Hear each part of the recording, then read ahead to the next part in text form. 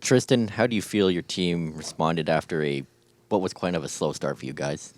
Yeah, definitely a slow start, but I think the guys reacted well, especially in the second half. I think we woke up and showed the team we can be dictating the play, and I think some chances were there for us. Obviously, gonna be a little bit disappointed that we didn't come out with the 3 points, especially at home for the first game for our fans, but look to make things right in the next game and a tough game against San Jose. But yeah, happy to get out of there, no injuries, and keep moving on. So.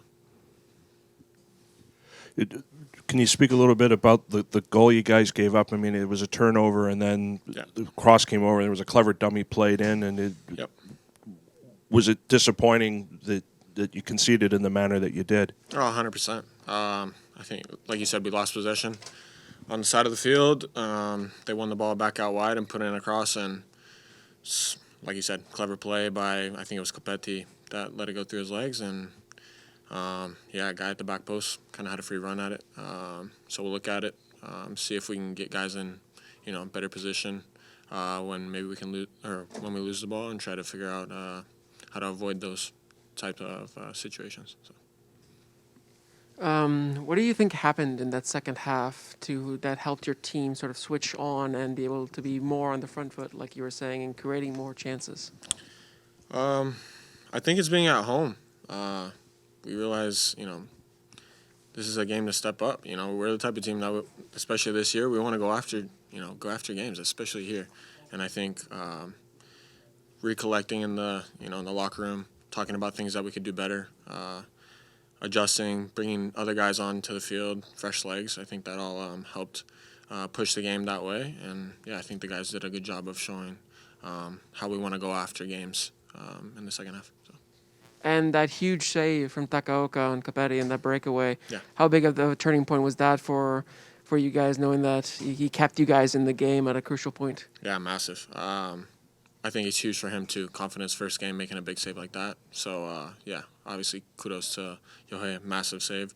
Changed the momentum, I think. Kind of woke us up in the first half for sure. If we go down 2-0, it's going to be a tough hill to climb. And I think he kept us in the game and definitely deserved a little bit more than, if you look at the game, I think we deserve more, but he definitely kept us in it. So.